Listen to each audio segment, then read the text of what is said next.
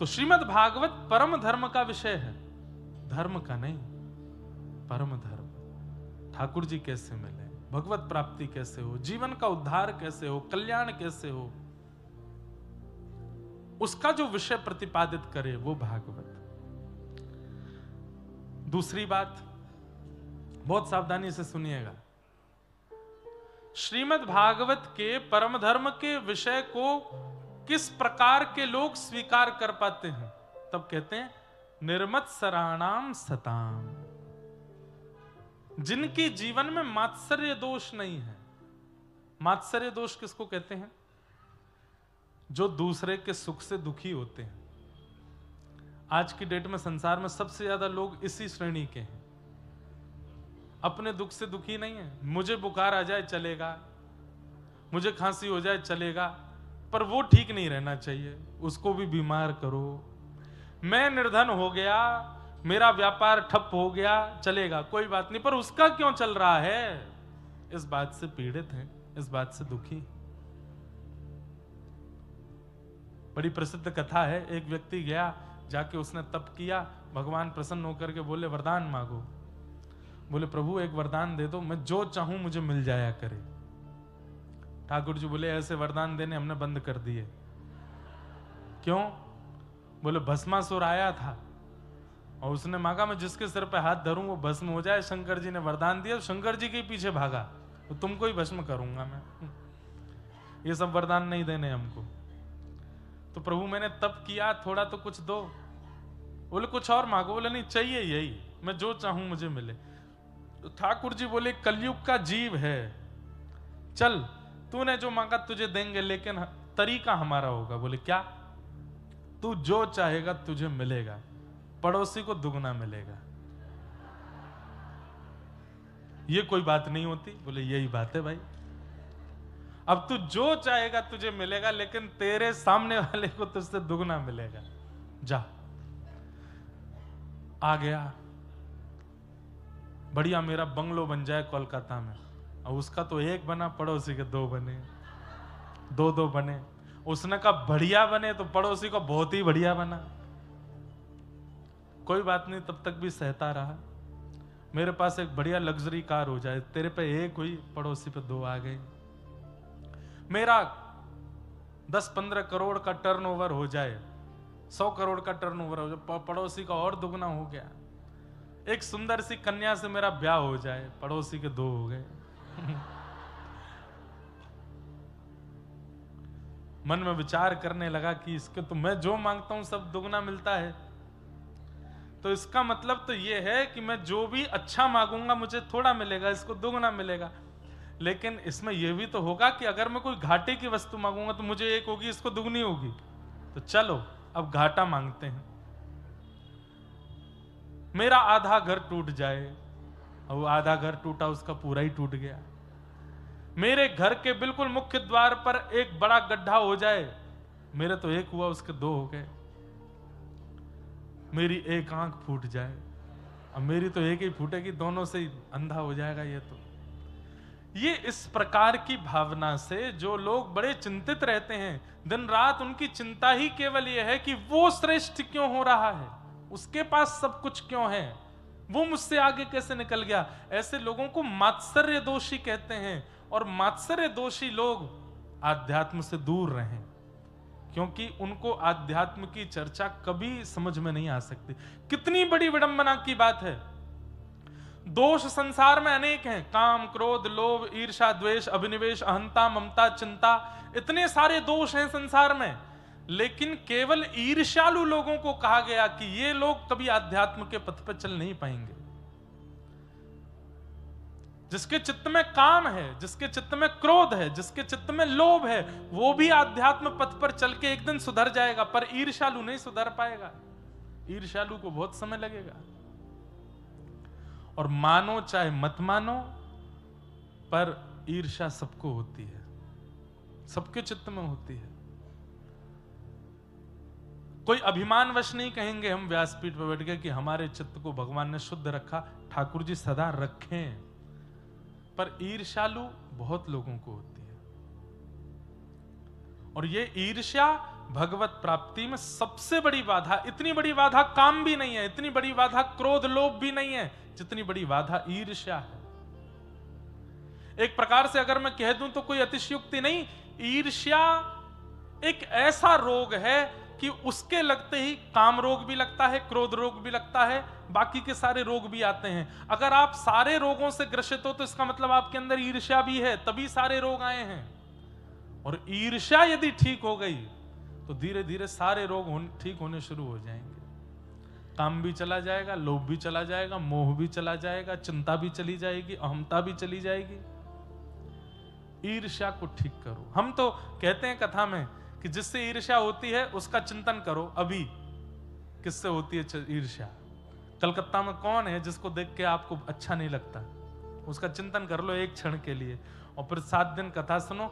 7 दिन बाद फिर से उसको याद करना, और याद नहीं उसके पास ही चले जाना, उसको जाके सामने से देखना।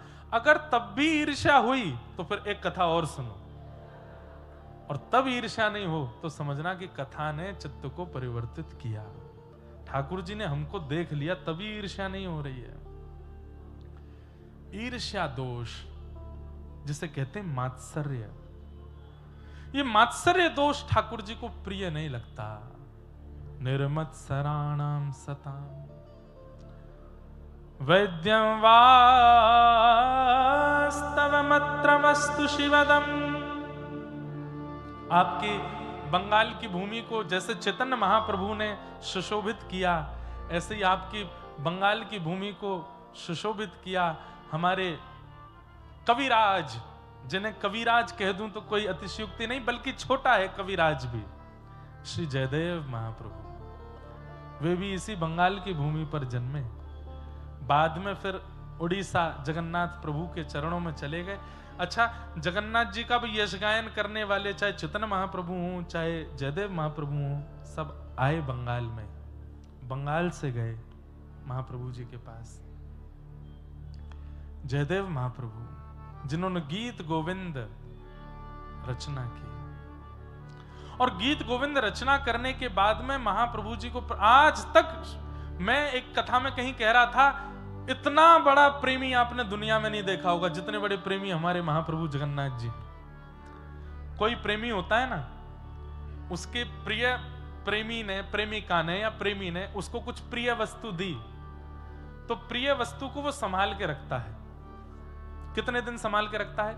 लोग उसको क्या करते हैं, प्रिजर्व करके रख लेते हैं, कहीं बुक के नीचे दबा के रख लेंगे, अलमीरा में बंद कर देंगे, लॉकर में रख देंगे, पर रोज उसको खोल खोल के देखे ऐसा प्रेमी दुनिया में कोई नहीं हुआ। केवल जगन्नाथ महाप्रभु हैं। आज भी 1000 वर्ष हो गए हैं लगभग जयदेव महाप्रभु को आए पृथ्वी पर, आज भी जयदेव महाप्रभु के द्वारा विरचित गीत गोविंद को हृदय से लगा के सोते हैं रात में। आज भी गीत गोविंद का पाठ सुने बिना महाप्रभु जगन्नाथ जी को नींद नहीं आती। अरे कोई हमको रोज दाल भात खिला दे तो हमारा भी 4-5 दिन में मन भर जाएगा। मुझे संदेश बहुत प्रिय लगता है, पर मुझे भी अगर रोज कोई खिलावे, सुबह संदेश, दोपहर में संदेश, रात को संदेश, फिर नाश्ता में संदेश, ब्यारू में संदेश, बाल भोग में संदेश, रात में, अब मैं कहूंगा भाई बस मैं ही संदेश है जाऊंगा थोड़े दिन में। लेकिन जयदेव महाप्रभु के गीत गोविंद को आज भी, और हृदय से तो लगाते हैं, अपने अधर तक लेके आते हैं महाप्रभु जगन्नाथ जी, अपने अधर तक लगाते हैं। जगन्नाथ महाप्रभु सो ही नहीं सकते जब तक गीत गोविंद उनके हृदय से ना लगाया जाए, पूरे तन पर लपेट करके पहनाते हैं। ऐसे जयदेव महाप्रभु की विरचित गीत गोविंद, तो कहते हैं कि उस काल में गीत गोविंद की इतनी प्रसिद्धि हो गई, जहां कहीं भी कोई गीत गोविंद गाता था उसको महाप्रभु जगन्नाथ जी का अनुभव होने लगता था। कोई बंगाल में बैठ करके गीत गोविंद गाने, ये तो आज भी होता है, पर आजकल हमारी अनुभव करने की क्षमता चली गई है। आज भी अगर मैं अभी भी गीत गोविंद गाना शुरू करूं व्यास मंच से, महाप्रभु जगन्नाथ जी 1 सेकंड के लिए सही इस पंडाल में आ जाएंगे, 1 क्षण के लिए आएंगे। और जब वो आएंगे, या तो किसी के रोए खड़े हो जाएंगे, या किसी के नेत्र सजल हो जाएंगे, या किसी का मन शांत हो जाएगा, किसी का विषाद दूर हो जाएगा। ऐसे अनुभव के रूप में महाप्रभु जी आएंगे, और मैं गाऊंगा 2 पंक्ति, देखना अनुभव होगा आपको। लेकिन जब जयदेव महाप्रभु ने गीत गोविंद की रचना की तो किसी ने उनसे भी चिड़न कर ली उस समय पर, क्योंकि जिसको देखो वो गीत गोविंद गा रहा है। तो एक और कवि थे, उन्होंने गीत गोविंद अपना लिखा और उसके नाम गीत गोविंद लिख दिया, और वो पूरी दुनिया से लड़ने लगे। इस बात के प्रस्ताव पर राजा के पास भी पहुंच गए कि इनका गीत गोविंद श्रेष्ठ नहीं है, मेरा श्रेष्ठ है। राजा भी थोड़ा थोड़ा उनके रुझान में आने लगा कि हो सकता है इनका गीत गोविंद अच्छा हो। लेकिन गीत गोविंद किसका अच्छा है ये निर्णय तो महाप्रभु जगन्नाथ करेंगे ना। महाराज, जब ईर्ष्यावश जयदेव महाप्रभु से ईर्ष्या करके किसी ने अपनी गीत गोविंद की रचना की तो महाप्रभु जगन्नाथ जी उसके स्वप्न में नृसिंह बन के पहुंच गए और जाकर के बोले, तुझे मेरे गीत गाने, तू गा, तुझे मेरा गुणगान गाना है, तू अपनी शब्दावली में गा, मुझे अच्छा लगेगा। लेकिन मेरे जयदेव ने जो गीत गोविंद लिखा है उसकी पहुंच कोई और नहीं कर सकता। तुम अपने गीत गोविंद को अभी समुद्र में बहा के आओ, वो गीत गोविंद श्रेष्ठ नहीं है। गीत गोविंद तो जयदेव महाप्रभु का है। ठाकुर जी ईर्ष्यालुओं को स्वीकार नहीं करते।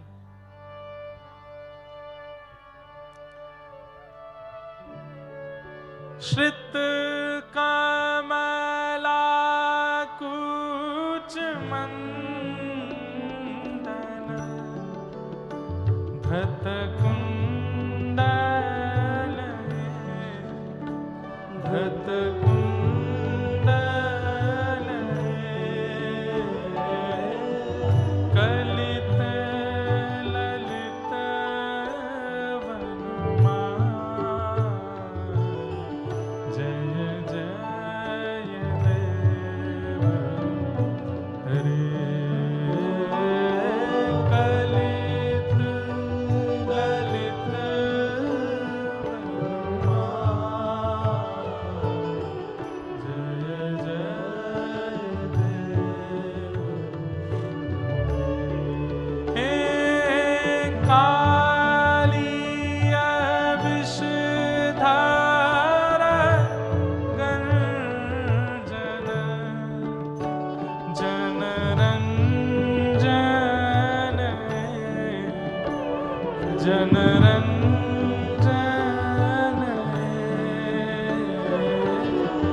मुनि जन मानस हंस जय जय देव हरे। मुनि जन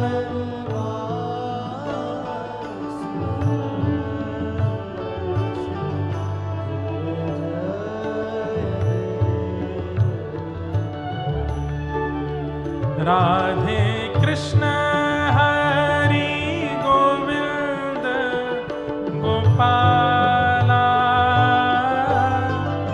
नंद जी को लाला यशोदा दुलारा। राधे कृष्ण हरि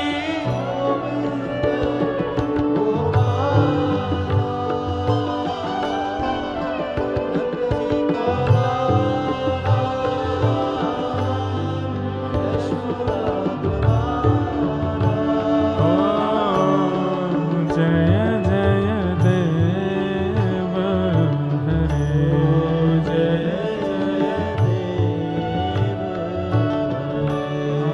जय जय देव हरे। हे अभिनव जलधार सुंदर धृत मंदर धृत मंदर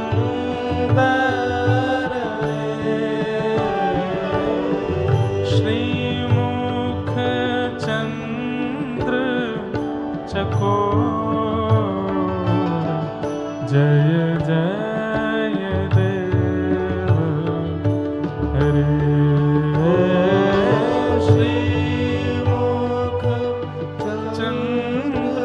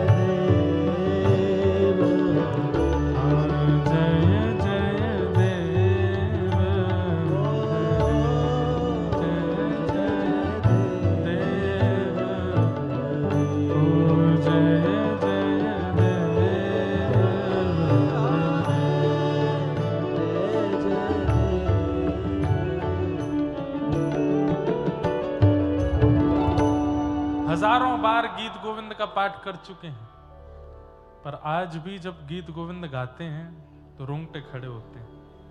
आज भी नेत्र अंदर ही अंदर हिलोरें लेता है, मन रूपी मयूर नृत्य करने लगता है। इससे ये प्रमाण है कि गीत गोविंद ठाकुर जी ने स्वीकार कर लिया है।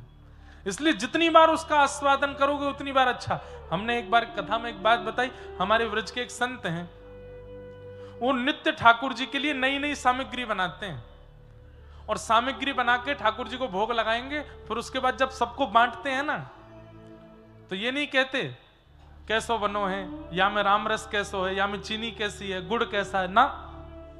आपको देते समय बोलेंगे पाके बताओ ठाकुर जी ने भोग लगाया कि नहीं। देखो पूछने का तरीका देखो, क्या पूछते हैं। माताएं घर में भोजन बनाती है, बच्चों को पति को पवाएंगे, पूछेंगे बताओ नींबू ठीक है ना, नमक ठीक है ना, मिर्च ज्यादा तो नहीं है, अच्छा बना है ना, स्वाद अच्छा है ना। पर वो महाराज जी क्या पूछते हैं, पाके बताओ ठाकुर जी ने भोग लगाया कि नहीं। एक बार मुझे कुछ दिया उन्होंने, तो मैंने जैसे पाया तो मैंने की, मुझसे बोले ठाकुर जी ने पायो कि नहीं। मैंने की नहीं बाबा बढ़िया है, पायो ना, अभी ना पायो। फिर दूसरी सामग्री लेके आए, वो दी, अब बता पायो कि नहीं। मैंने फिर पाया, मैंने हाँ बाबा पायो ना, अभी नहीं पायो। तीसरी सामग्री जैसे ही उन्होंने दी, तो जैसे ही मैंने पाया, पता नहीं क्यों सहजता से मेरे नेत्र बंद हो गए। मैंने कहा बोला हाँ अब पायो, ये ठाकुर जी ने पायो है। बोले लाला जामे तू बोल के बता दे कि ठाकुर जी ने पायो, समझो नहीं पायो। जामे तू बोलना ही भूल गए हो, समझो कि वो ठाकुर जी ने पायो। कैसी कैसी लोगों की भावना, हम कहां हैं, इन लोगों के पास आसपास भी नहीं है हमारी स्थिति। जयदेव महाप्रभु के द्वारा लिखे गए गीत गोविंद की अष्टपदियां एक नहीं अनेक हैं। ये तो हम केवल एक गाते हैं। ये देखो हम हर कथा में गीत गोविंद की किताब रखते ही हैं साथ में, खूब सारी अष्टपदियां, कभी गा ही नहीं पाए, इतनी सारी हैं। ठाकुर जी को सब प्रिय हैं। मैंने एक बार अपने गुरुदेव से आज्ञा ली थी कि मैं प्रवचन करूं क्या, तब हमारे गुरुदेव ने कहा सब पे प्रवचन करो, गीत गोविंद पे मत करना। मैंने क्यों। बोले ये ठाकुर जी के अंतरंग हृदय के भाव हैं, इसको सबके सामने प्रकाशित करने की आवश्यकता नहीं है। तब से फिर हमने गीत गोविंद पर प्रवचन करने का भाव नहीं रखा। ऐसी ऐसी लीलाएं ठाकुर जी की जिनको केवल रसिक ही समझ सकते हैं, रस में डूबे हुए ही समझ सकते हैं। सबको समझ में आने वाली बात नहीं। ज्ञान वैराग्य से परे की चर्चा है, प्रेम की चर्चा सबको समझ नहीं आती। वैसी चर्चाएं हैं। कालिया विषधर गंजन जन रंजन है।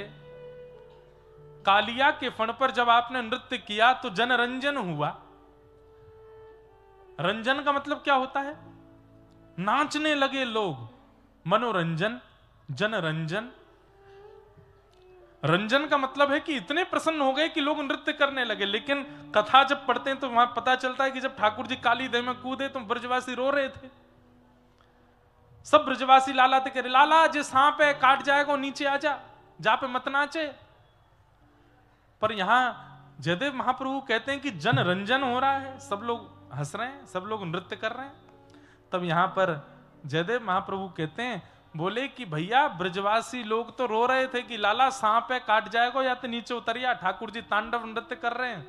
पर निकुंज में विराजमान किशोरी जी वो नृत्य करके आनंदित हो रही हैं, देख करके प्रसन्न हो रही हैं। क्यों। जयदेव महाप्रभु बोले अंदर की बात है। बोले क्या अंदर की बात है। बोले 2 दिन पहले किशोरी जी ने ठाकुर जी को नृत्य करना सिखायो, और 2 दिन पहले नृत्य सिखावे के बाद किशोरी जी बोली लाला अब मैंने तुमको सिखाई दी, अब मुझको करके दिखाओ। ठाकुर जी बोले अभी नहीं दिखाऊंगा, जब मंच मिलेगा तो मंच पर करके दिखाऊंगा।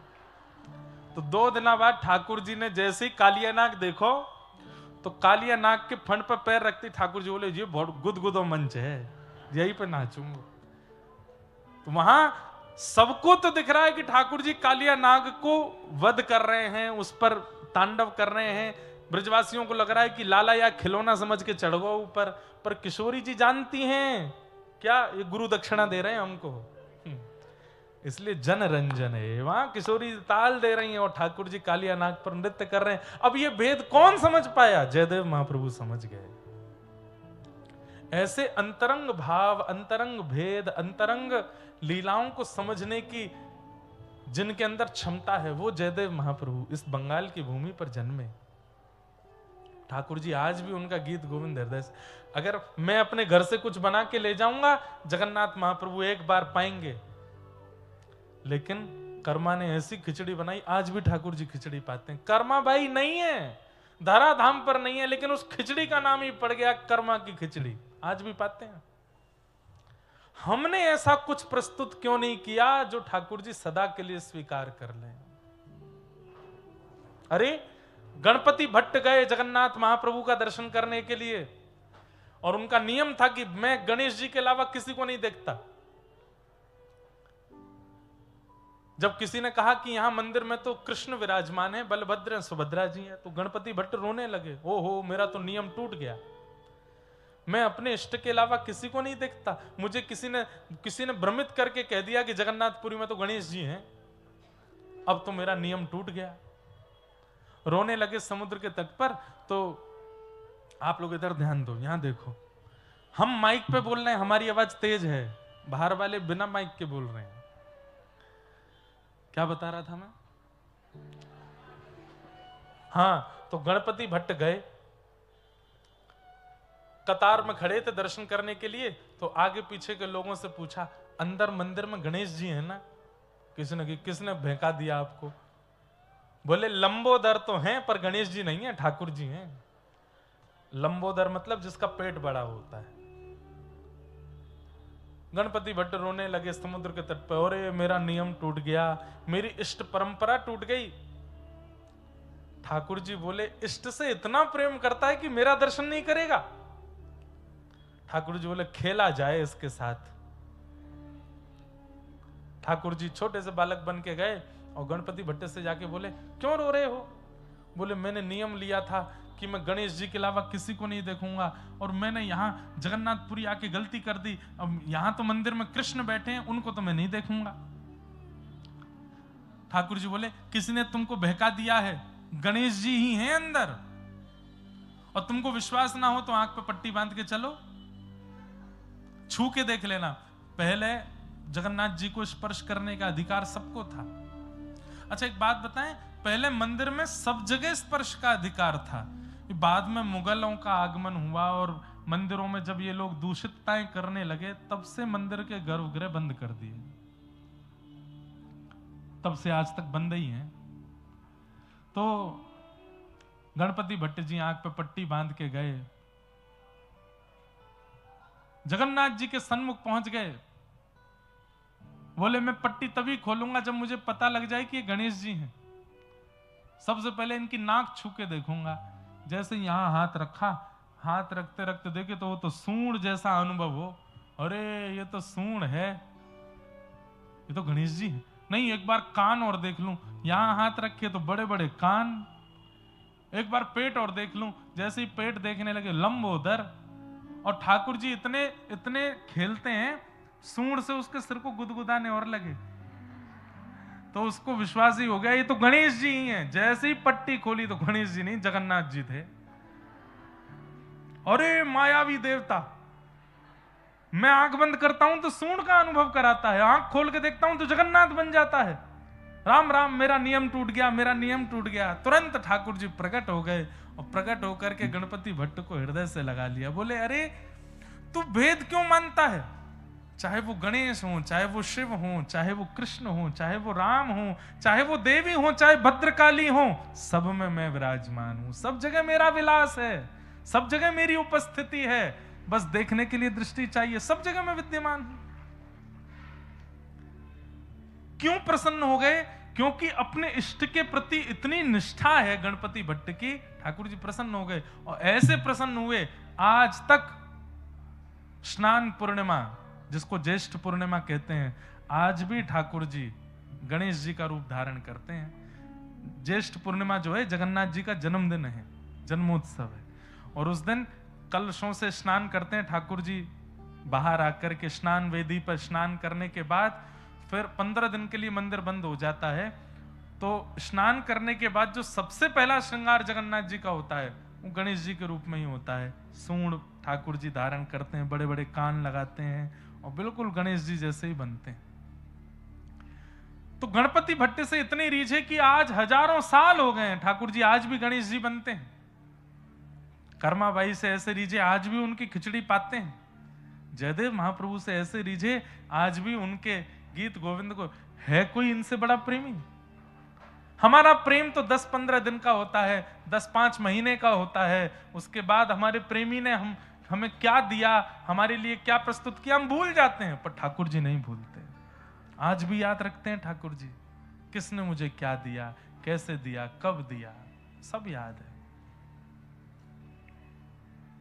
अभी मैं कथा सुना रहा था, चेन्नई में भी एक भगवान के भक्त हुए, रोज ठाकुर जी को वस्त्र भेजते थे, बहुत धनवान थे, अच्छे वाले वस्त्र भेजते थे। एक बार जीवन में ऐसा उतार चढ़ाव आया कि उनके जीवन से धन चला गया। अब वस्त्र भेजना था, वस्त्र भेजने के लिए पैसे थे नहीं, तो सामान्य सा वस्त्र भेज दिया। बोले मेरा नियम हो जाएगा पूरा वस्त्र भेजने का। तो बिल्कुल ऐसा कपड़ा भेजा जिसको ठाकुर जी की सेवा में क्या पोंछा में भी यूज नहीं किया जाए, लेकिन नियम था, धन है नहीं तो सामान्य वस्त्र भेज दिया। सर्दियों का समय, ठाकुर जी कंबल ओढ़ के बैठते हैं, आगे कोयले की सिगड़ी तापते हैं। ठाकुर जी को रात्रि में शयन करा करके गुसाई जी गए, सुबह मंगला में आकर के देखा तो ठाकुर जी की कटकटी चल रही है, दांत जोर जोर से ऐसे ठाकुर जी कांप रहे हैं। एक दिन पहले ही जो सामग्रियां आई थी उनमें वो वस्त्र भी आया था, तो उस वस्त्र को देख करके नीचे जो सेवक आदि थे उन्होंने कहा अरे ये वस्त्र तो पोंछा के लायक भी नहीं है, इसको ऐसे बाहर कर दो, किसी और को दे देंगे, ठाकुर जी की सेवा में क्या प्रयोग करें। वो वस्त्र बाहर कर रखा था। अगले दिन जब मंगला में ठाकुर जी देखे तो ठाकुर जी के दांत बज रहे थे जोर से। गुसाई जी बोले अरे कंबल लाओ, कंबल लाओ। 10-5 कंबल चढ़ा दिए, 2-3 सिगड़ी लगा दो सामने, बार बार हाथ सेक सेक करके ठाकुर जी के हाथों का स्पर्श करें, घी लगावें, इत्र लगावें गरम गरम, ठाकुर जी की सर्दी जावे। ठाकुर जी की सर्दी नहीं गई। जब इतना करने के बाद भी सर्दी नहीं गई तो गुसाई जी समझ गए, बोले ओहो जरूर किसी भक्त ने मन से कुछ भेजा होगा और वो इनको ओढ़ना होगा, किसी ने उसको नहीं दिया होगा, इसीलिए ये नाटक कर रहे हैं ठंड लगने का। सेवकों को बुलाया, क्यों कल कुछ वस्त्र आए थे क्या? बोले हाँ, कहाँ है? सब दिखाए। बोले इनमें से कुछ हटा दिए थे क्या? हाँ 1-2 कपड़े थे वो ज्यादा बढ़िया ठाकुर जी के योग्य नहीं थे, वो बाहर के। बोले वो कहाँ है? वो तो हमने रसोई घर में रख दिए कि पोंछा मोछा के काम आएंगे। बोले वही लाओ। उन कपड़ों को लाए और जैसे ही वो कपड़ा ला करके ठाकुर जी के चरणों पर रखा, इतने में ठाकुर जी बोले मुंह तो पसीना आ रहे हैं बहुत जोर से, सबरे कंबल हटाओ, इस सगड़ी हटाओ सामने से, गर्मी लग रही है बहुत जोर से। क्यों? ठाकुर जी को सर्दी नहीं लगती, ठाकुर जी को गर्मी नहीं लगती, ठाकुर जी को प्रेम लगता है, ठाकुर जी को भाव लगता है, ठाकुर जी को भूख नहीं लगती। वो उनको आप पवाओगे, आप खिला सकते हो उनको? नहीं, ठाकुर जी को केवल प्रेम चाहिए, केवल भाव चाहिए। और वो प्रेम भाव कैसे भी हमारे चित्त में निर्मित हो जाए और हम उसको प्रस्तुत कर दें उनके आगे, उसके लिए तो हम कथा सुन रहे हैं कि हमारा मन वैसा बन जाए कि हम भी कुछ प्रस्तुत करें, कर्मा जैसा, जयदेव महाप्रभु जैसा, ताकि हमारा भी वो भाव स्वीकार हो।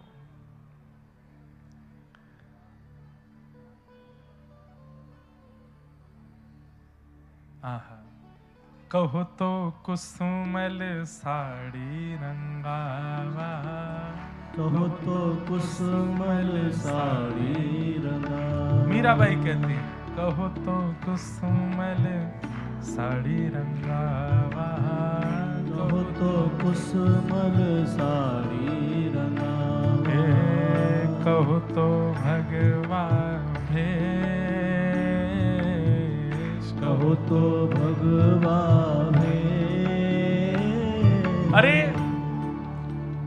किसी संत महापुरुषों को देख करके मीराबाई कहती हैं, आप भगवा भेष धारण करके क्यों रहते हो? इससे ठाकुर जी मिलते हैं। अच्छा, तुरंत मीराबाई भगवा भेष धारण कर लेती हैं। हनुमान जी सीता जी से पूछते हैं कि आप मांग में सिंदूर क्यों भरती हो? बोले इससे ये प्रतीक होता है कि मैं राम जी की हूं। तो पूरे अंग पे लगा लेते हैं। पर हमारी आपकी स्थिति में केवल यही भाव है, जिससे संसार रीझे हम वैसे बनते हैं, पर ये भक्त हैं जिससे ठाकुर जी रीझे ऐसा भेष बनाते हैं। कहो तो मोतियन मांग भरावा, कहो तो मोतियन मांग भरावा, कहो तो मोतियन मांग भरावा, कहो तो मोतियन मांग भरावा, कहो छिटकावा केश बाला, कहो छिटकावा के। अरे हाँ मैं बैराग होऊंगी, मैं बैराग होऊंगी, मैं बैराग होऊंगी, मैं बैराग। आइए ओ बाला,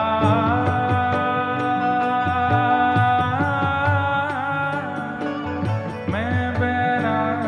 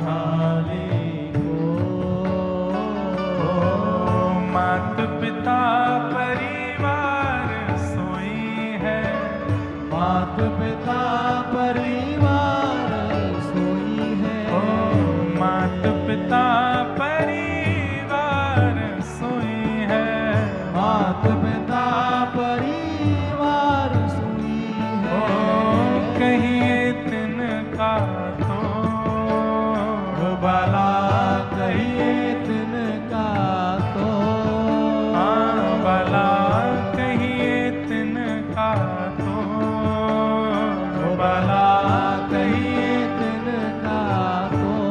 अरे हाँ मैं बैरागन होंगी मैं बैराग, हाँ होंगे मैं बैरागन होंगी मैं बैराग। बंधुओं, इसी बंगाल की भूमि पर अनेक भक्त हुए। उनमें से एक भक्त हुए श्री हरिदास ठाकुर, नामाचार्य हरिदास ठाकुर, जो कि जन्म से हिंदू नहीं थे, मुस्लिम थे। अरे राजा के आदेश पर बीच बाजार में कोड़े बरसाए जा रहे थे उनके ऊपर। क्यों? कि तू काफिरों के देवता का नाम नहीं बोलेगा, तू ये हरि नाम नहीं बोलेगा, हरि बोल नहीं बोलेगा, माथे पर तिलक नहीं लगाएगा। जितने कोड़े मारते थे उतनी तीव्रता से उनके मुख से हरि बोल हरि बोल हरि बोल। और कोड़े मारने के बाद में जो कोड़े मारते थे उनके चरण पकड़ते थे हरिदास ठाकुर और बोलते हैं, मुझे इतना ऊंचा स्वर ठाकुर जी ने दिया, मैंने खूब नाम गाया, पर इतने ऊंचे स्वर में कभी कुटिया में बैठ के नहीं गा पाया जितने ऊंचे स्वर में आज कोड़ों पर गा रहा हूं। धन्यवाद, और बरसाओ ताकि मैं और भाव से गाऊं। क्योंकि वहां पर किसी लोक रंजन की इच्छा नहीं है, अरे स्वयं जीने की भी इच्छा नहीं है। हमारी इच्छा तो केवल एक है। यहाँ जितने बालक, जितने बड़े लोग तिलक लगाते हैं, कंठी पहनते हैं, एकादशी नियम करते हैं, कथा सुनते हैं, वो सब भुजा उठा करके गाओ, हे जिन भेषा मेरो सावरो रीज, जिन भेषा मेरो सावरो रीज, जिन भेषा मेरो सद्गुरु रीज, जिन भेषा मेरो सद्गुरु रीज, जिन भेषा श्री वृंदावन रीज, जिन भेषा श्री वृंदावन रीज, जिन भेषा श्री वृंदावन रीज, जिन भेषा श्री वृंदावन रीज, मैं सो ही भेष धरूंगी हो, मैं तो सो ही भेष धरूंगी। अरे हाँ मैं बैरागन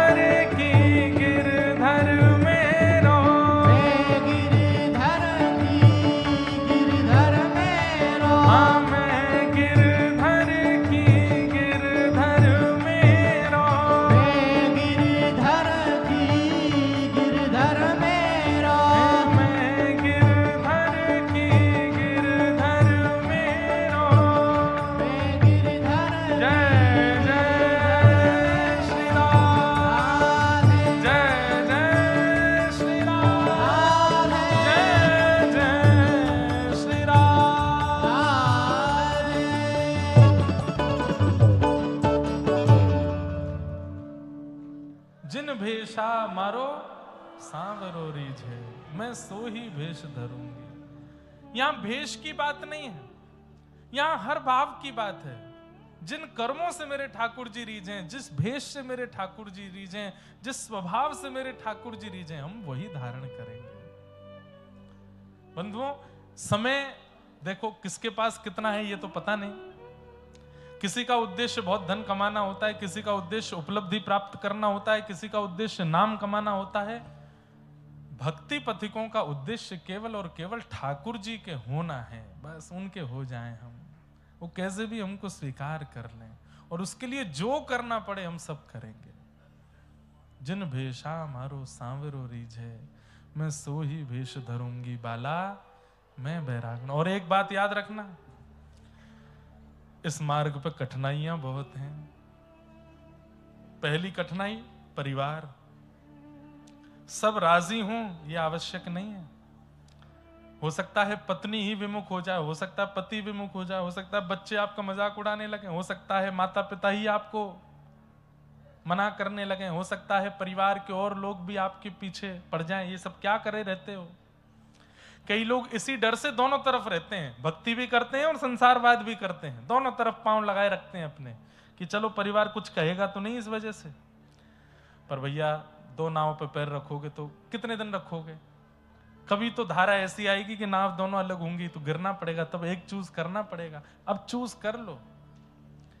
हमें तो लगता है जिस दिन आप कथा में आ गए उसी दिन से ही, उस दिन समझ लीजिए कि अब यही धारा है, इसी को पकड़ लीजिए।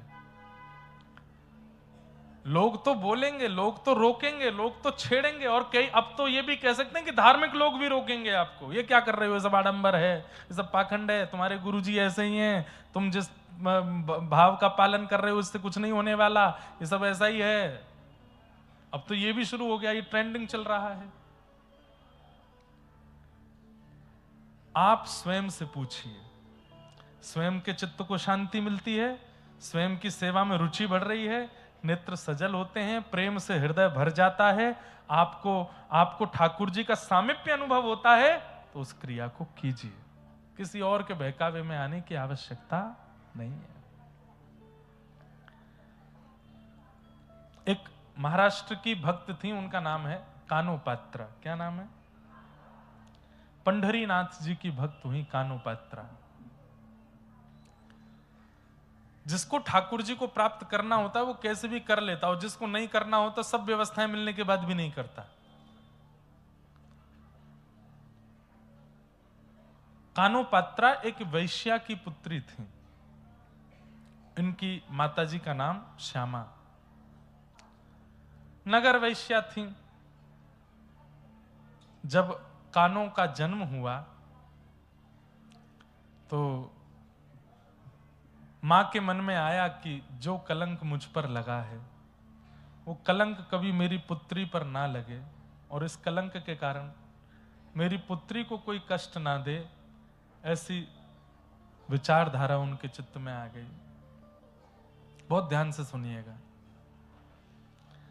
लेकिन कई बार ऐसा नहीं होता। अगर माता पिता दोषी होते हैं तो उनके बालकों को भी उसी दोष में ठहरा दिया जाता है। समाज संसार बहुत खतरनाक है बंधु। इन लोगों को चाय के साथ चर्चा करना बहुत अच्छा लगता है, और उस चर्चा का विषय कई बार आप भी बन जाते हैं। आपकी जरा सी भूल एक बार करके देख लो, आप सब लोग भी। कैसे करो? कुछ ऐसा करके देखो, भले नाटक के रूप में करो, जिसपे घर वाले थोड़े से चर्चा का विषय बना लें। और इसमें सबसे बढ़िया है कि जो आप काम धंधा करते हो 10-15 दिन के लिए उसको बंद कर दो, कमाई का जरिया रोक दो। कुछ ऐसा करो, फिर देखो चाय की चर्चा पर आप बिस्कुट से ज्यादा आप खाए जाओगे। लोग गाड़ी में सफर पर चर्चा का विषय आप बन जाओगे। लोगों के रास्ते 200-200 किलोमीटर कब पार हो जाएंगे पता ही नहीं चलेगा। आपको बहुत याद करेंगे लोग, हिचकियां आएंगी आपको। तो कानोपात्रा का जन्म हुआ। मां के मन में यह भाव था कि जैसा कलंक मुझ पर है मेरी पुत्री को ना लगे, मेरी पुत्री कम से कम ठाकुर जी की भक्त बने।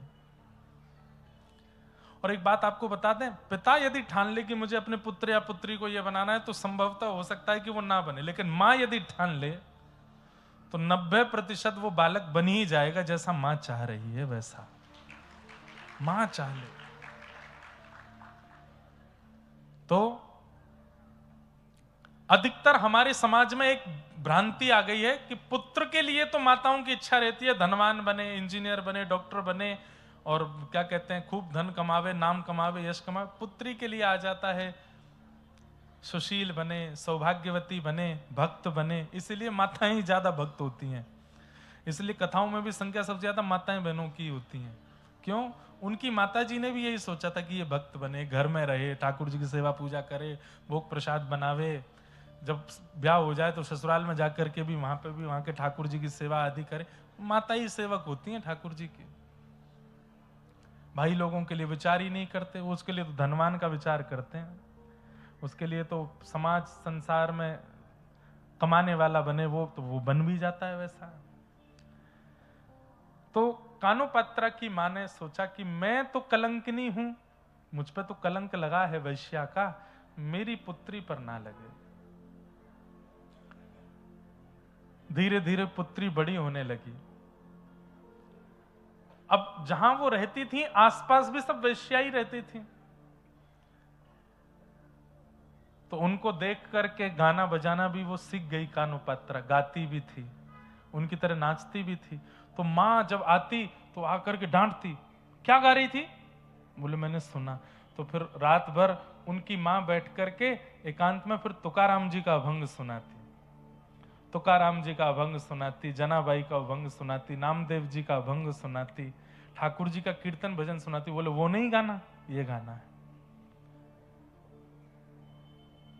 धीरे धीरे कानोपात्रा में वैसी ही भक्ति जागृत होने लगी, वैसा ही भाव कानोपात्रा के चित्त में आने लगा।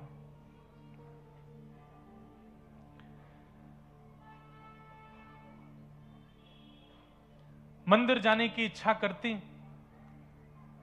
तो कानोपात्रा की मां कहती कि हम इतने पवित्र कुल की नहीं है, इतने पवित्र खानदान की नहीं है कि हम मंदिर जा सकें। लेकिन इसको कैसे समझाऊं ये बात? मंदिर जाएंगे तो कोई रोकेगा, टोकेगा, हमें नहीं जाने देगा। रात्रि में जब मां कहीं जाती तो पूछती, मां आप मुझे रात में अकेला छोड़ के चली जाती हो, मुझे भी लेके चला करो साथ में। तो मां झूठ बोलती कि हमारे नगर में भूत प्रेत बहुत है, मैं उनको भगाने जाती हूं। इन बातों से वो रुक जाती। लेकिन कब तक छुपाए छुपे बातें। धीरे धीरे कानोपात्रा जब बड़ी हो गई तो उसका भी रूप इतना सुंदर, उनका भी आकर्षण इतना ज्यादा हो गया कि लोग बागों की कुदृष्टि उन पर आने लगी। अब नगर में चर्चे होने लगे, कानोपात्रा बहुत सुंदर है और उससे मिलना है, उसके साथ रहना है, उससे बात करनी है, ऐसी सब चर्चाएं जब मां सुनती तो उसको इतनी घबराहट होती कि मेरी बच्ची इन सब चीजों से दूर रहे। लेकिन लोगों की दृष्टि तक तो ठीक थी बात। एक दिन राजा की दृष्टि पड़ गई, और जब राजा कुछ ठान ले तो फिर प्रजा तो कुछ कर नहीं सकती। मां ने सदा समझाया कि तू केवल विठोबा की है, तू केवल विठ्ठल की है, और कोई तेरा नहीं हो सकता। बहुत छोटा सा चरित्र है कानोपात्रा जी का, और एक ऐसी भक्त हैं जिन्होंने बहुत कम समय में ठाकुर जी को प्राप्त कर लिया। राजा के सैनिक लोग आ गए, कानोपात्रा को पकड़ लिया और चलो राजा ने तुमको बुलाया है, कोई अंतिम बात तुमको करनी हो परिवारी जनों से, मां से, तो कर लो, क्योंकि अब तुम वापस नहीं आओगे, अब तुम राज भवन में ही रहोगी, राजा को सुख प्रदान करना है। तो कानोपात्रा से जब पूछा गया कि तुम्हारा अंतिम इच्छा कुछ हो तो बताओ, तो उसने कहा मैंने जीवन भर विठोबा के कीर्तन सुने हैं, जीवन भर विठोबा का केवल नाम सुना है, दर्शन नहीं किया। एक बार मंदिर में आज्ञा लेकर के पुजारियों से कह, आप तो राजा के सैनिक हैं, आप तो जो चाहे कर सकते हो, जब राजा मुझे बुला ही रहे हैं तो राजा केवल एक प्रस्ताव दे दें, मुझे एक बार विठोबा को देखना है, उनको देख के मैं आ जाऊं। तो मंदिर में प्रवेश वर्जित था, वैश्या की पुत्री है, लेकिन राजा ने आज्ञा कर दी, बोले नहीं इसको दर्शन कराओ, उसके बाद ये हमारी सेवा में रहेगी।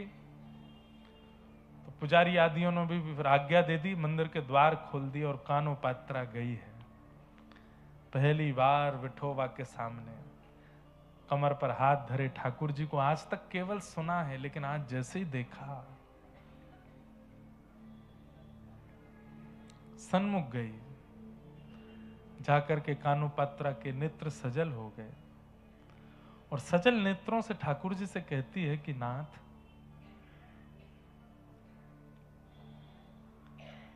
मैं आपकी हो चुकी हूं, बचपन से मैंने आपको अपना मान लिया है, आपने मुझे माना कि नहीं ये मुझे नहीं पता, पर मैं आपको अपना मान चुकी हूं।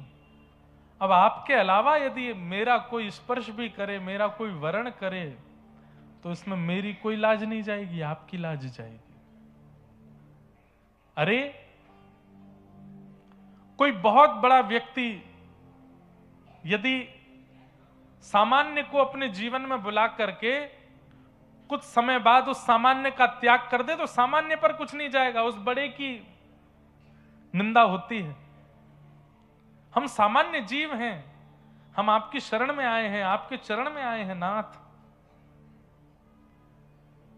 मैं आपकी शरणागत हो गई हूं। और सुनिए, मैंने सब जगह फैला दिया है कि मैं आपकी हूं, मैंने नगर नगर में, गांव गांव में जाकर के कह दिया है मैं आपकी हूं, और आपके बाद यदि वो राजा मुझको स्वीकार करेगा तो इसमें आपकी बड़ी निंदा होगी नाथ। अब वो राजा मुझे स्पर्श भी ना कर पाए, ऐसी योजना आप बनाओ। प्रभु जी मोरी क्या बिगड़ेगी, जाएगी लाज तुम्हारी, तुम्हारी जाएगी लाज तुम्हारी। हरि जी मोरी क्या बिगड़ेगी, जाएगी लाज तुम्हारी, तुम्हारी जाएगी लाज तुम्हारी। मोपति पाँच पाँच के तुम पति, सो पति काहे बिसारे।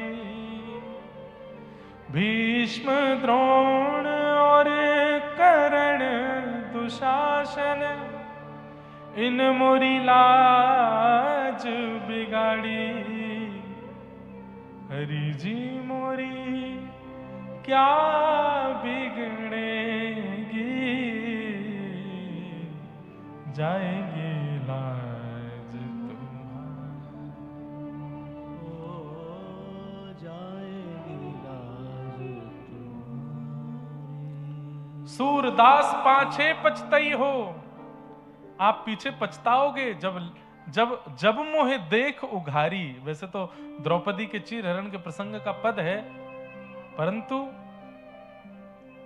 हर भक्त ठाकुर जी से कह सकता है कि नाथ, यदि ये संसार मुझे अपने चंगुल में फंसा रहा है तो इसमें मेरा कुछ नहीं जाएगा।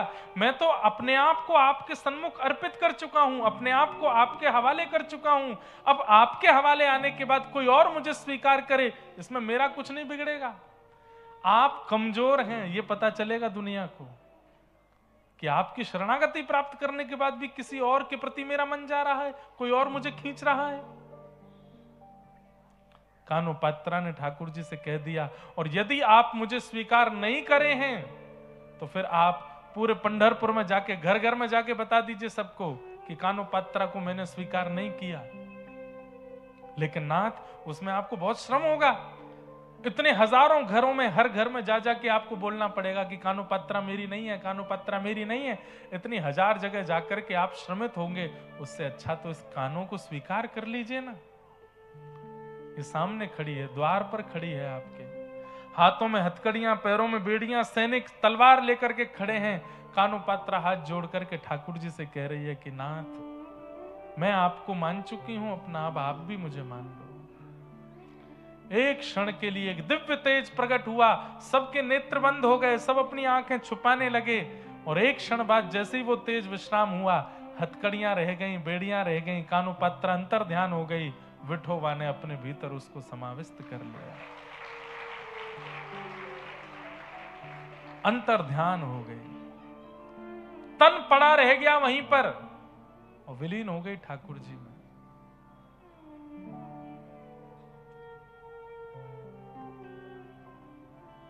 ठाकुर जी स्वीकार करें, इसी के लिए तो हम लोग भक्ति पथ पर चल रहे हैं, उसके योग्य हम बने, उसी के लिए तो हम लोग कथा भागवत सब श्रवण कर रहे हैं। करने की ठान ले कोई मन में तो कर सकता है, हमने ठाना नहीं है अभी। वो डेडिकेशन जैसा होना चाहिए वो आया नहीं है अभी। अरे जिसके अंदर डेडिकेशन हो जाता है वो घर भी इसी भाव से बनाना, घर नहीं बना रहे, निकुंज बना रहे हैं ठाकुर जी का, विवाह नहीं कर रहे हैं, एक सहचरी ला रहे हैं ठाकुर जी की सेवा के लिए। ये संतान उत्पत्ति नहीं हो रही है तो ठाकुर जी की सेवा अधिकारी आ रहे हैं घर में, खाना नहीं बन रहा है, भोग बन रहा है ठाकुर जी के लिए। सजावट घर की नहीं हो रही है, ठाकुर जी के निकुंज की हो रही है। हम कौन हैं? घर के मालिक नहीं है, घर के मालिक ठाकुर जी, हम तो उनके दास हैं, सेवक। हर परिस्थिति, गाड़ी नहीं खरीद रहे हैं, रथ लेकर के आ रहे हैं ठाकुर जी के लिए, कभी कहीं जाना पड़े ठाकुर जी बैठ के जा सके। हर व्यवस्था ठाकुर जी के संबंध की हो जाए हमारे जीवन में, तभी हमारा जीवन सार्थक है। बाकी दो जगह पैर रखे रहो, भक्ति भी कर लो, संसार को भी स्वीकार कर लो, उससे कुछ नहीं मिलने वाला। तो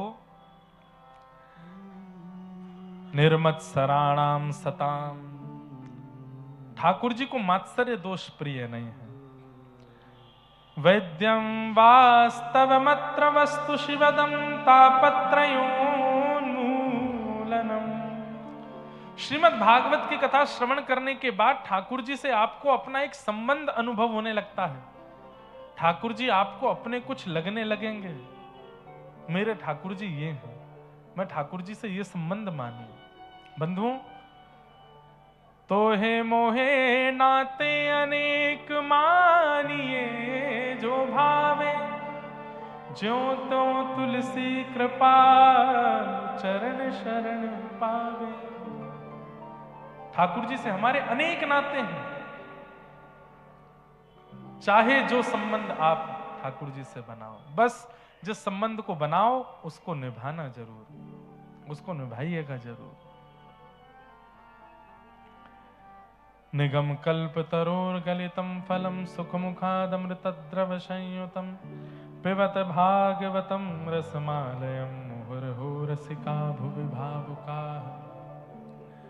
निगम कहते हैं वेद के समूह को, कल्प दरोर गलितम फलम, निगम रूपी कल्प वृक्ष का पका हुआ फल है श्रीमद् भागवत, मतलब वेदों का फल है श्रीमद् भागवत। सुख मुखाद अमृत द्रव संयुतम, सुखदेव जी के मुख लग जाने से अमृत तुल्य हो गई है भागवत। पिबत भागवतम रसमालयम, कथा को सुनने की आज्ञा नहीं दी है, कथा को पीने की आज्ञा दी है। भागवत की कथा को पियो, इस कथा रस का पान करो। पिबत भागवतम रसमालयम, बोले कितना पिए? बोले मोहर हो रसिका भुवि भावुका, पीते रहो पीते रहो पीते रहो, उसका रस स्वादन पान करते रहो। इस प्रकार 3 श्लोकों में मंगलाचरण किया गया। 88,000 सौनिकादि ऋषियों ने सूत जी महाराज से 6 प्रश्न किए। इन्हीं 6 प्रश्नों में अब कथाक्रम चलेगा। सूत जी महाराज अब यहां से कथा सुनाना प्रारंभ करते हैं और अनेक विषय बताने के बाद धर्मस्वनिष्ठितः पुंसाम विश्वक्सेन कथासु यः नोत्पादये दधिरतिम श्रम एव ही केवलम। एक बहुत सुंदर बात है, ध्यान से सुनिएगा।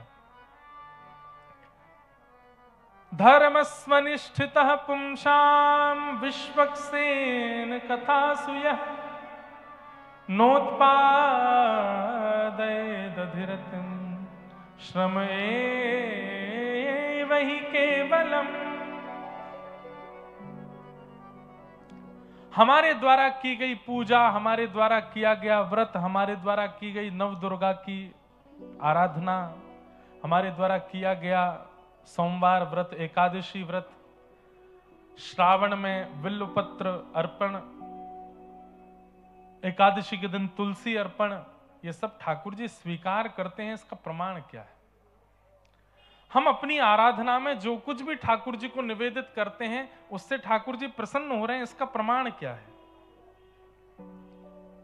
कई लोग हैं अनेक नियम करते हैं, कोई गिरिराज जी की परिक्रमा का नियम लिया हुआ है, कोई जगन्नाथपुरी जाने का नियम लिया है, किसी ने महाप्रसाद नित्य पान करने का नियम लिया है, किसी ने एकादशी का नियम लिया है, किसी ने ठाकुर जी की सेवा के प्रारूप में गरीबों की सेवा, कन्याओं के विवाह आदि आदि सब सेवा क्रम करते हैं। पर इन सब से ठाकुर जी प्रसन्न होते हैं, इसका प्रमाण क्या है? किससे प्रसन्न हो रहे हैं? अब ये बात आप लोग ये नहीं सोचना कि महाराज जी बना के बोल रहे हैं, बना के नहीं, लिखा है इसलिए बोल रहे हैं। क्या ठाकुर जी की प्रसन्नता का प्रमाण क्या है? आपकी सेवा से ठाकुर जी प्रसन्न है। तब कहते हैं कहीं सत्संग चल रहा हो, कहीं कथा चल रही हो, कहीं कोई वैष्णव जन बैठकर के कीर्तन कथा का गान कर रहे हो और आप एक क्षण के लिए रुके और वहां बैठकर के उस कथा कीर्तन को सुनने लगे और सुनते सुनते सुनते सुनते कब पूरा समय निकल गया आपको पता ही नहीं चला। इतनी इच्छा और इतनी रुचि भरी उस कीर्तन कथा में कि कब समय निकला पता ही नहीं चला। आपको अपने शरीर का भी भान नहीं हुआ, दर्द का भी भान नहीं हुआ, भूख प्यास भी नहीं लगी, बस कथा में रम गए। समझ जाओ ये प्रमाण है कि आपकी सेवा से ठाकुर जी प्रसन्न है। यही प्रमाण। पर हर महीने जगन्नाथपुरी जाते हैं, हर अमावस्या गिरिराज जी की परिक्रमा करते हैं, हर एकादशी पर व्रत करते हैं, पर कथा में बैठे हैं, इधर देख उधर देख, अभी 1 घंटे की और है कथा, तो अभी कब जाएंगे, कब निकलेंगे, कब क्या, वो क्या पहन के आया, उसने क्या किया है, इतना ही इनमें ही दिमाग लगा है। व्यास जी क्या कह रहे हैं एक शब्द भी समझ में नहीं आ रहा है। तो कहते हैं श्रम एव ही केवलम। आप केवल वो जो नियम कर रहे हो दुनिया भर के, वो केवल एक मेहनत कर रहे हो, ठाकुर जी उससे राजी नहीं है। ठाकुर जी की प्रसन्नता का, ठाकुर जी के राजी होने का सबसे बड़ा प्रमाण क्या है? कि ठाकुर जी के कथा कीर्तन में रुचि बढ़ जाए, ऐसी रुचि बढ़े कि बस मन लग गया कि अब कहीं और। मेरो मन वृंदावन में अटक्यो, मेरो मन हरि चरणन में अटक्यो। ये अटकना, लगना जरूरी नहीं है, अटकना जरूरी है। लगते तो बहुत लोग हैं, कई लोग लगते हैं। अब एक का मन किया जगन्नाथपुरी जाने का तो 5 दोस्त और बोले हम भी चलेंगे, लगे तो वो 5 भी साथ में, पर जगन्नाथपुरी जाके अटकता एक ही है। अटकना जरूरी है। कथा में आए तो हजारों की संख्या है, जहां तक दृष्टि जा रही है लोग ही लोग बैठे हैं पीछे तक, लेकिन इतनी भीड़ में लगे तो बहुत हैं, पर अटका कौन? मीराबाई अटक गई थी, कुम्मन दास अटक गए थे, कृष्णदास अटक गए थे, जयदेव महाप्रभु अटक गए थे। हम अटके नहीं हैं, हम लगे हैं। और जो अटकेगा उसकी स्थिति क्या हो जाएगी? बन के जोगन डोलत ब्रज में, पीवत यमुना जल को, मेरो मन वृंदावन में अटक्यो, मेरो मन हरि चरणन में अटक्यो।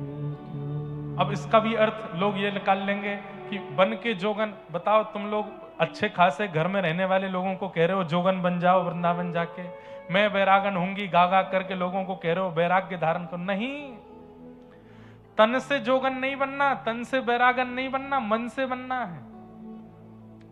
तन से जोगन नहीं बनना। तन से तो खूब कलकत्ता में रहो, खूब चटकदार कपड़े पहनो, 9-9 लाख के हार पहन के घूमो, हाथों में खूब सोने के कड़ूला कंगन पहन के घूमो, पर उनका असर मन पे मत होने दो।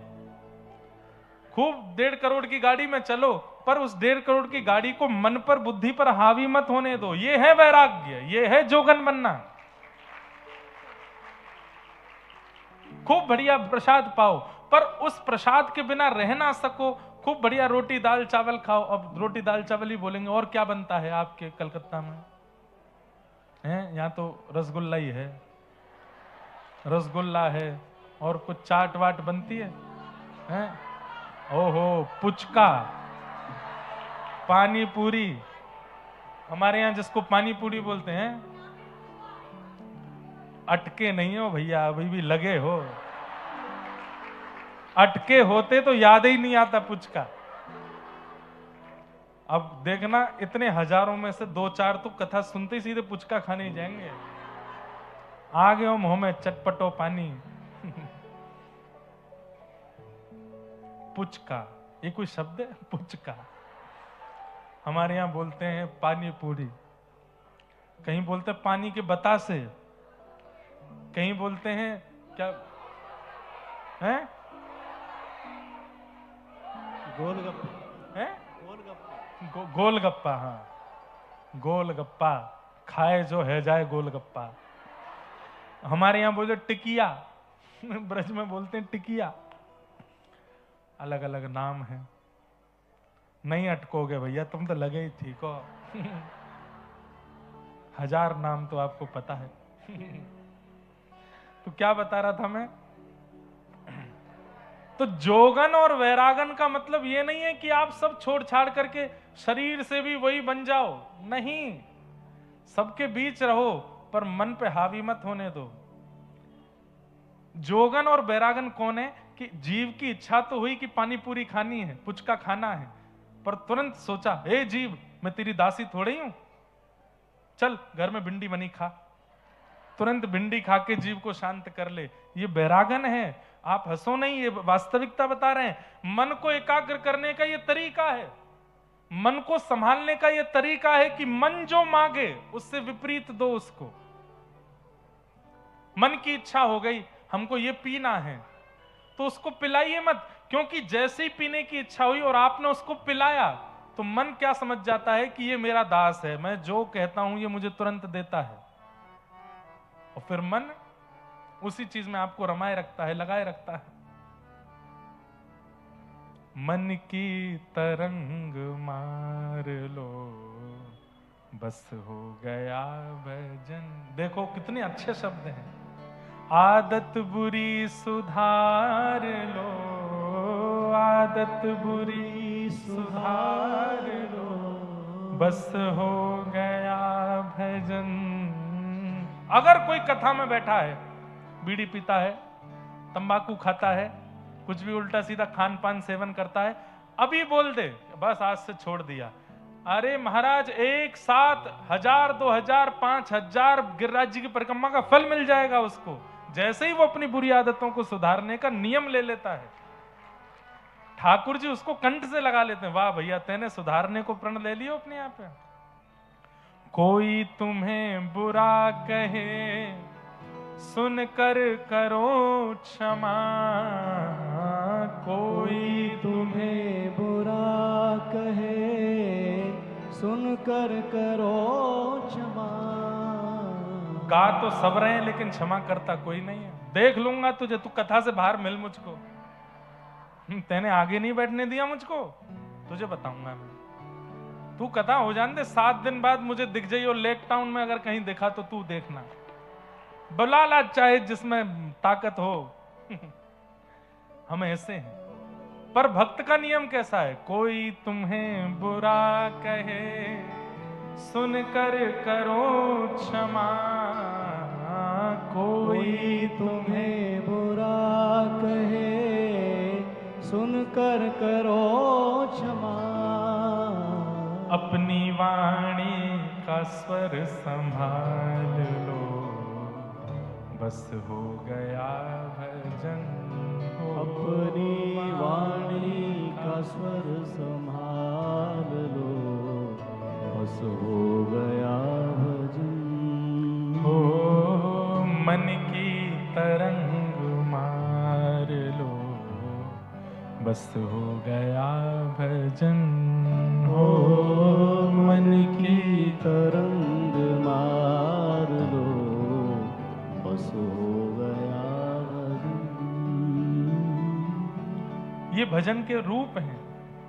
एक व्यक्ति को हम जानते हैं, वो श्रावण में मौन रहते हैं, पूरा श्रावण मास मौन रहते हैं, एक शब्द नहीं बोलते और अन्न नहीं खाते, केवल पयोव्रत करते हैं। पयोव्रत समझ रहे हैं?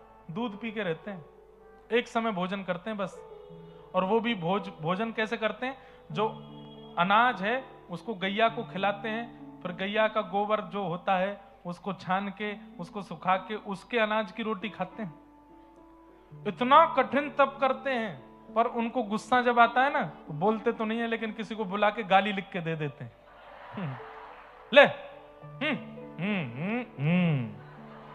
मैंने कि कहां गया व्रत, कहां गया इतना ये अनाज वनाज खिला के गैयाओं का, तुम क्या कर रहे हो भाई?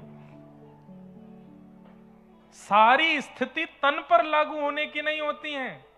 मन बैरागन बने, मन जोगन बने। आप कलकत्ता में भी रहते हैं, लेकिन मन बैरागन है। मन भले ही अनेकों अवस्थाएं मिल गई, पर मन पर उसका प्रभाव नहीं होता। हम कथा करने ऑस्ट्रेलिया भी जाते हैं, अमेरिका भी जाते हैं, कनाडा भी जाते हैं, विदेश की धरती पर भी जाते हैं, पर मन पर असर नहीं होने देते। यही तो चाहिए कि मन पर उसका प्रभाव ना पड़े। बन के जोगन डोलत ब्रज में, पीवत यमुना जल को, मेरो मन वृंदावन में अटक्यो, मेरो मन हरि चरण में अटक्यो।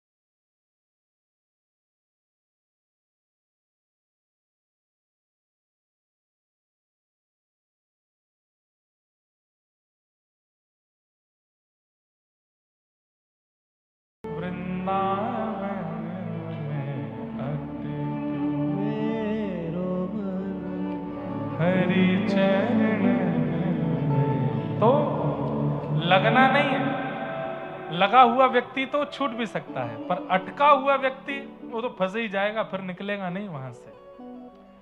तो वही बात यहां पर कही जा रही है। धर्मस्वनिष्ठितः पुंसाम विश्वक्सेन कथासु यह नोत्पादयेद अधिरतिम श्रम एव हि केवलम। आप चाहे जितने नियम कर लीजिए, चाहे जितने व्रत कर लीजिए, जितने अनुष्ठान कर लीजिए, जितनी परिक्रमाएं लगा लीजिए, लेकिन ये सब ठाकुर जी स्वीकार करते हैं। इसका प्रमाण होगा सत्संग में जाकर के, अगर आपका मन अटक रहा है सत्संग में, बस 7 बजते ही ये लगता है हो गया समय।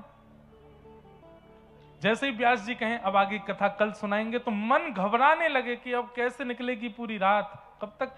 तब समझो कि हाँ, इतनी रुचि कथा के सत्संग के प्रति बढ़ रही है, तो समझो ठाकुर जी आपके द्वारा किए गए सब व्रत नियम अनुष्ठान सेवाओं को स्वीकार कर रहे हैं। कथा में कहकर के आए थे 1 घंटे के लिए आएंगे, लेकिन 4 घंटे निकल गए, बीत गया कब समय पता नहीं चला। समझो ठाकुर जी प्रसन्न है, आपसे राजी हैं। ठाकुर जी राजी नहीं होंगे ना, तो बाकी सब जगह मन लग जाएगा, कथा में मन नहीं लगेगा। क्योंकि कथा क्या है? आपके पूरे सुधार का मूल कथा है। आपके जीवन में सुधार, आपकी करनी में सुधार, आपकी बोली में सुधार, आपके मन में सुधार, आपकी वाणी में सुधार, विचारों में सुधार कथा से होगा।